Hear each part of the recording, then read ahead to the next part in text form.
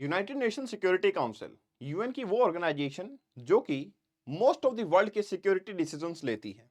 इसके ऊपर permanent seat पे हमेशा इंडिया की बेट लगाई जाती है और रशिया हमेशा हमें सपोर्ट करता है, बट चाइना हमेशा हमारे अगेंस्ट रहता है।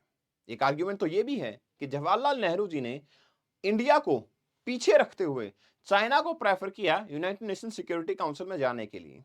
आज जानने की कोशिश करेंगे आखिर सारी सच्चाइयां क्या हैं, क्या रियल में नेहरू जी अकाउंटेबल थे जिसकी वजह से आज इंडिया यूएनएससी में नहीं जा पाया, और आज नया मुद्दा क्या है और आखिरकार चाइना क्यों हमें अपोज करता है यूनाइटेड नेशन सिक्योरिटी काउंसिल के परमानेंट मेंबर बनने के लिए। Welcome to the Super Coaching IAS friends, let's start the video.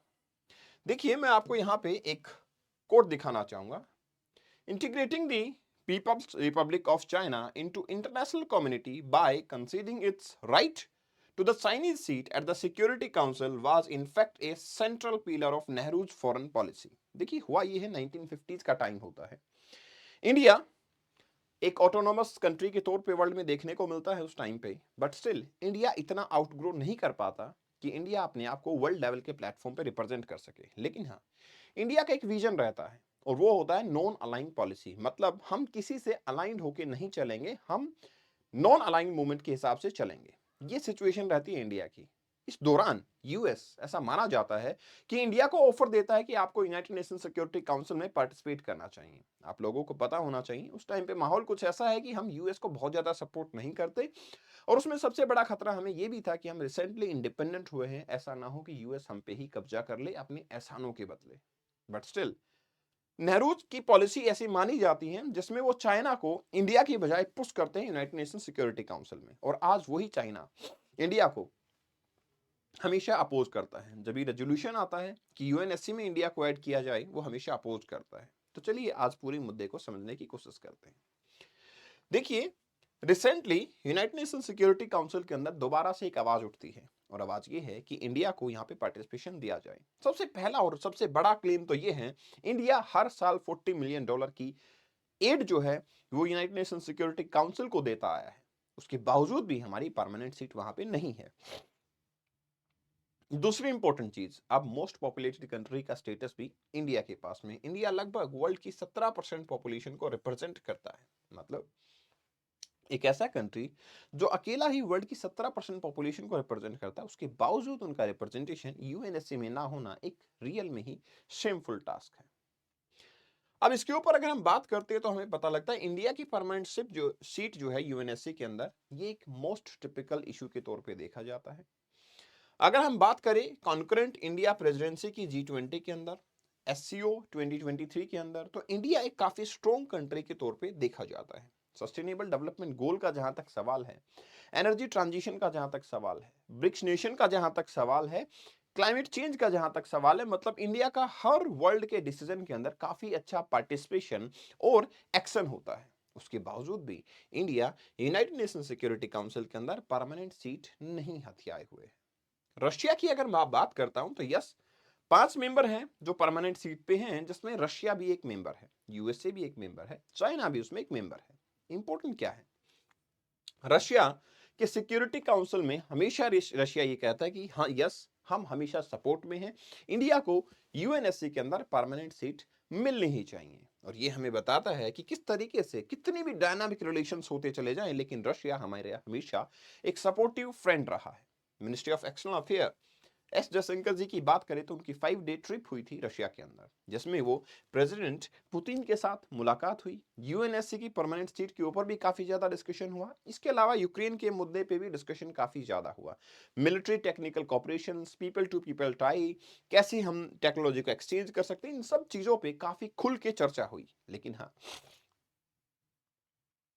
Russia का एक ही कहना है कि yes, Russia is always with India. Jaishankar ji का कहना था कि देखिए, ये वो टाइम है जब इंडिया और रशिया के बीच में ट्रेड जो है अपने ऑल टाइम हाई पे है। उसका सबसे बड़ा कारण है हमारी एनर्जी सिक्योरिटी को रशिया काफी हद तक इंश्योर करता है। यूरेशिया इकोनॉमिक यूनियन के प्रपोजल के ऊपर बात की जा रही है, जिसके अंदर even Russia, Armenia, Belarus, Kazakhstan और किर्गिस्तान जैसी कंट्रीज इंडिया के साथ ज्वाइन करेंगी। दैट मीन्स इंडिया का काफी ज्यादा क्लोज टाइज रशिया के साथ देखने को मिलता है। लेकिन उसके बावजूद भी हम यूएनएससी के अंदर पार्टिसिपेट नहीं कर पा रहे हैं, परमानेंट सीट नहीं कर पा रहे हैं। उसमें इंडिया की आर्ग्यूमेंट क्या है? इंडिया सबसे पहले कहता है कि हम वर्ल्ड की 17% पॉपुलेशन को रिप्रेजेंट करते हैं। दूसरा सबसे बड़ा कारण यह है कि देखिए, हम वर्ल्ड में पीस को एस्टेब्लिश करना चाहते हैं। हम न्यूक्लियर पावर हैं, जो कि परमानेंट सीट पे देखे गए मेंबर सारे न्यूक्लियर पावर हैं, और उसके बावजूद हमारी नो फर्स्ट यूज पॉलिसी भी है। मतलब हम न्यूक्लियर वेपन को कभी भी किसी पे फर्स्ट यूज नहीं करते।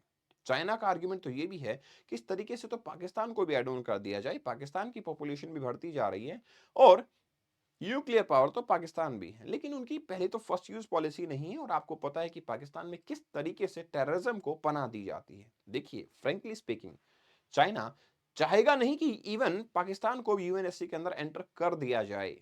ये तो एक आर्ग्यूमेंट है कि इंडिया को पाकिस्तान का हवाला देंगे तो इंडिया अपनी डिमांड को अपने आप ही बंद कर देगा। लेकिन अब चाइना नहीं चाहता किसी भी तरीके से परमानेंट मेंबरशिप यूएनएससी में इंडिया की हो। अब आप सोच रहे होंगे, सर आखिर हमें क्या मिल जाएगा यूएनएससी में? अगर हम सपोज परमानेंट मेंबर हो गए तो फिर उससे क्या मिलेगा हमें? देखिए, मैं बताता हूं आपको। यूनाइटेड नेशन सिक्योरिटी काउंसिल में अभी के टाइम पे 15 मेंबर होते हैं, जिनमें से 10 मेंबर रोटेशनल बेसिस पे चलते रहते हैं और 5 मेंबर हमेशा अपनी परमानेंट सीट बनाए रखते हैं।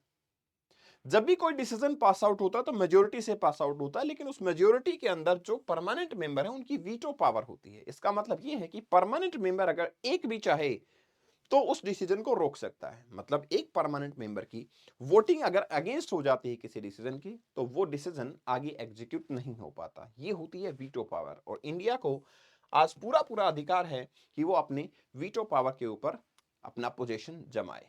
हालांकि एक्सटर्नल अफेयर मिनिस्टर की जो विजिट हुई थी, उन्होंने उसके अंदर एक्सपेंशन की बात की। ऑयल और गैस के अंदर इन्वेस्टमेंट की जाएगी, रशिया के अंदर इंडिया के थ्रू। दूसरा, हमारा जो कुरिनकुलम न्यूक्लियर पावर प्लांट प्रोजेक्ट है, उसको भी एक फास्ट ट्रैक मोड पे लाने की बात हुई। नॉर्थ साउथ ट्रांसपोर्ट कॉरिडोर के ऊपर फोकस किया जाएगा। रशिया को बोला गया कि एक वैल्यूड और टाइम टेस्टेड पार्टनर जो है रशिया देखने को मिलता है। और हम ऐसा कहें भी क्यों ना, क्योंकि चाहे वो 1971 का टाइम हो, चाहे वो यूएनएससी के अंदर परमानेंट सीट हो, चाहे हमारी एनर्जी सिक्योरिटी की बात हो, चाहे हमारे डिफेंस इक्विपमेंट की बात हो, रशिया हमेशा इंडिया के साथ रहा है।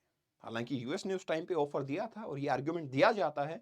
इवन जवाहरलाल नेहरू जी के बारे में काफी बार ये चर्चा की जाती है कि जवाहरलाल नेहरू जी उस टाइम पे चाइना को ज्यादा पुश कर रहे थे। देखिए, कहीं ना कहीं उनकी फॉरेन पॉलिसी में था कि ठीक है, चाइना को यूनाइटेड नेशन सिक्योरिटी काउंसिल के अंदर प्रेफरेंस दे दिया जाए। लेकिन मॉरली अब ये बनता है कि चाइना उसको रेसिप्रोकेट करे। बट स्टिल, चाइना तो आपको पता है कि किसी का सगा नहीं हुआ, राइट?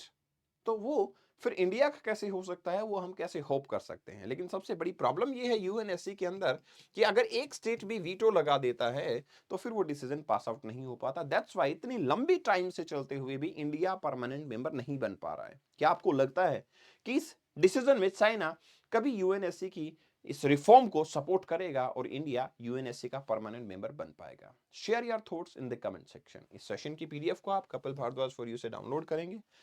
मुझसे बात करने के लिए आप मुझे मेरे Insta handle Kapil Bhardwaj for you पे फॉलो कर सकते हैं। Best wishes, thanks a lot, take care, bye bye.